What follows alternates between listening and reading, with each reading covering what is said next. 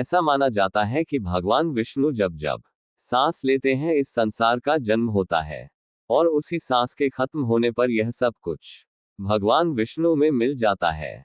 लेकिन सवाल उठता है कि यह सारा ज्ञान आया कहां से? हम इसके बारे में कैसे जानते हैं? जो धारण किया जा सके वही है धर्म।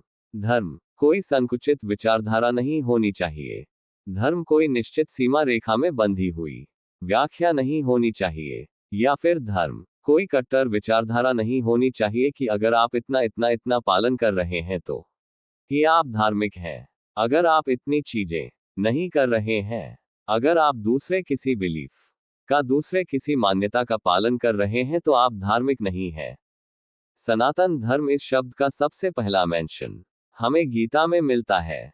जब श्री कृष्ण अर्जुन को धर्म का ज्ञान दे रहे थे तब उन्होंने इस शब्द का इस्तेमाल किया था। लेकिन क्या हिंदुइज्म और सनातन धर्म एक है, या इसमें कुछ फर्क है? जितना हम समझ पाए हैं, हिंदुइज्म एक नाम है। इस नाम के पीछे का कारण एक नदी हुआ करती थी जिसका नाम था सिंधु। कैलाश पर्वत से होती हुई ये नदी पंजाब में 5 नदियों का संगम बनाती है, और इसी सिंधु नदी के पास रहने वाले लोगों को सिंधु कहा जाता था।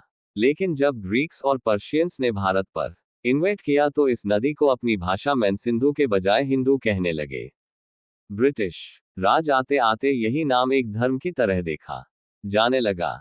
थोड़ा और आगे चलकर यह नदी बन गई इंडस, और इसी इंडस नदी के नाम पर वो जगह बन गई इंडिया। तो अगर शॉर्ट में समझा जाए, हिंदुइज्म कोई धर्म नहीं है बल्कि एक नदी के पास रहने वाले लोगों का नाम था। हमारा धर्म जिसके बारे में श्री कृष्ण महाभारत में बात करते हैं वो असल में कहा जाता है सनातन धर्म। एक ऐसा धर्म जो समय से पहले भी था और समय के बाद भी रहेगा। सनातन का मतलब ही होता है इटर्नल, यानी जो कभी खत्म ना हो सके। क्योंकि दूसरे धर्मों की तरह सनातन धर्म का कोई एक फाउंडर नहीं है, कोई एक बुक नहीं है जिसमें इस धर्म का सारा ज्ञान लिखा हो, सारे रूल्स लिखे हो। तो साधारण शब्दों में ये कहा जा सकता है कि सनातन धर्म एक फिलॉसफी है, जीवन जीने का तरीका है, और इस सब का प्रूफ हमें मिलता है इसके इतिहास में। सनातन धर्म की हिस्ट्री को अगर ट्रेस किया जाए तो सबसे पहले बात आती है वेदों की। हमारे वेद ही हमारे इतिहास के सबसे पुराने टेक्स्ट है और हमारे धर्म की नींव थी। ऐसा माना जाता है कि वेद अपौरुषीय है, यानी इन्हें किसी इंसान ने नहीं बनाया।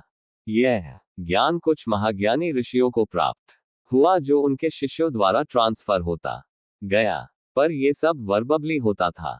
कई सदियों तक ये सारा ज्ञान लिखा ही नहीं था, और आखिरकार ऋषि वेद व्यास ने इन्हें इकट्ठा कर एक स्ट्रक्चर दिया और 4 वेदों में इन्हें बांट दिया, ऋग्वेद, यजुर्वेद, सामवेद और अथर्ववेद। यह बातें सुनने में शायद इतनी बड़ी ना लगे, लेकिन हमारे वेद दुनिया के सबसे पुराने टेक्स्ट में से हैं, करीब 4000 साल से भी ज्यादा पुराने हैं। इन ग्रंथों में जो ज्ञान छुपा है उसे आज तक हम समझ नहीं पाए। कई बार ऐसा भी हुआ है जब साइंस कोई बहुत बड़ी डिस्कवरी करता है तब पता चलता है कि हमारे वेदों में ये ज्ञान पहले से ही था। जैसे पृथ्वी का गोल होना, अलग अलग प्लैनेट्स, पृथ्वी से सूरज का डिस्टेंस, कॉन्सेप्ट्स जैसे मल्टीवर्स और क्वांटम मैकेनिक्स, एटम बम बनाने वाले रॉबर्ट ओपनहाइमर, एटम को ढूंढने वाले नील स्पोक, क्वांटम मैकेनिक्स के एक फाउंडर एरविन श्रोडिंगर, ऐसे कई सारे फेमस साइंटिस्ट ने हमारे ग्रंथों को अपनी इंस्पिरेशन बताया है।